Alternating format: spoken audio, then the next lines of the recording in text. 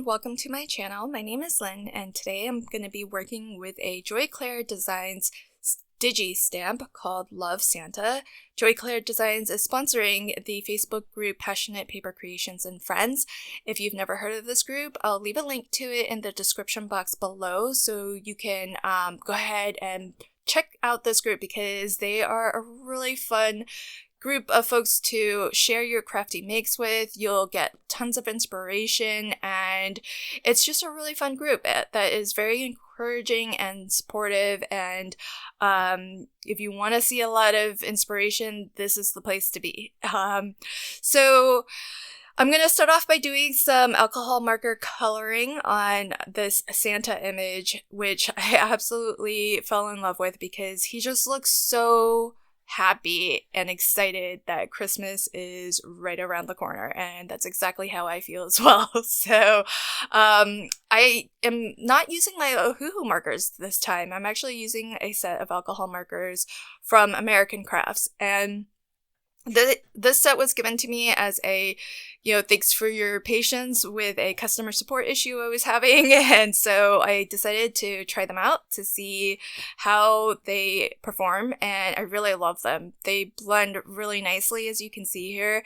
They do have a bullet nib and a chisel nib. So it's not the really nice brush nib that Ohuhu and more expensive brands like Copic has, but the colors blend really well. And I also really like the fact that in the color selection, there are some colors that actually fill in some gaps in my Ohuhu set. So I've found that blending between different brands of alcohol markers works just fine. They may behave a little bit differently from one another, but at the end of the day, even if the formulation isn't exactly the same, because I'm sure each one has their own sort of proprietary formulation, but they're all alcohol based, and so they'll still blend and they'll still kind of work well with each other. So I had a lot of fun coloring this image, and the way that I choose to do my alcohol marker coloring is I actually work from either my darkest or my mid-tone color first to block out my shadow. If I feel pretty confident in where my shadows are, then I'll go with the darkest, as I'm doing here on the belt. But if I feel a little bit unsure about where my shadows are, then I'll start with the mid-tone, because then that doesn't commit me to the darkest color that I plan on using. And there are a lot of different methods and techniques for alcohol marker coloring, so definitely try a couple different methods out. Go light to dark, go dark to light, experiment a little bit and see what yields the best result to your eyes, because at the end of the day, that's probably the most important thing, right? Is if you're happy with how it turned out, then it doesn't really matter what technique or method you're using, as long as you had fun getting there and you like the result at the end of the day. But the reason why I choose to go dark to light is because often with lighter color markers, there's more of the blending solution or the alcohol in the marker, and that does tend to bleach out your colors. So in some ways, it's nice to start that way, because then your colors aren't super dark. There's already some alcohol in the paper that's going to start bleaching your color right away. But that can also be a downside, because then that means that if you are really looking for that dark deep color, you're gonna have to go over that same area multiple times, and I feel like sometimes that just uses up more of my markers. I have to go over the same area 2, 3, 4 times sometimes, and it just takes a little bit longer for me to color an image that way.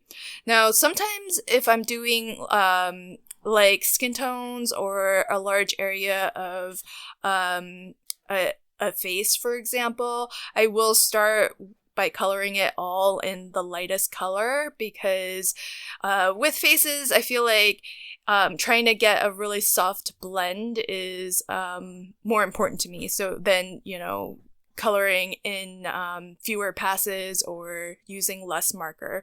So it's a little bit of a trade-off, and as I mentioned, it doesn't really matter what technique you end up using, so long as you're having fun and you like what you get. So what I really love with being able to use digis, though, is that you can print directly onto your card base like I've done here. And what's nice about that is this card is going to be completely flat. So if you do plan on mailing out a lot of cards for the winter, oh yeah, so I'm doing the tip-to-tip technique here where I didn't have a good mid-tone, so I'm taking my lighter marker and then I'm touching the tip to my dark tone and then coloring. So that gets you a color that's sort of in between the two. But as I was saying, this is a completely flat card because I did print it out directly onto my card base. And if you do tend to mail out a lot of cards during the holiday season, flat cards can really help save you on shipping because then you don't have to worry about adding that little bit of extra postage for super dimensional or thick cards. So what's really nice, I love this image so much, I actually printed it out a couple times so that I can just have a stack and I'll just kind of color while I'm watching TV and knock out some pretty quick but really effective and clean and simple holiday cards. Now, because I did use alcohol markers, I did get some bleed through to the back of my card front. That's totally normal, but not, you know, the nice professional finish that I'm hoping for. So all I did was just take some pattern paper, and this is thin stuff. This isn't a cardstock. It's kind of copy paper weight. So it's still going to be really thin and still going to ship really easily. And I did cover it on both sides just to make it look a little bit intentional and consistent, but I added a layer of white cardstock on the right panel on the inside so that I have a place to write a message and sign the card. And then my final finishing touch is going to be a white gel pen where I just add some little highlights. And again, I don't know exactly where those are supposed to go. I just put them where I feel like I want to see them. So here's a look at my final card. And I really love this Santa image. I think he's super fun and looks so joyful and happy. Well, I hope that you like this card, and if you did, please consider liking, commenting, and sharing. And if you want to see more inspiration from Joy Clair Design Digi-Stamps, head on over to the Facebook group Passionate Paper Creations and Friends. Until my next video, happy crafting and have a fantastic day. Bye!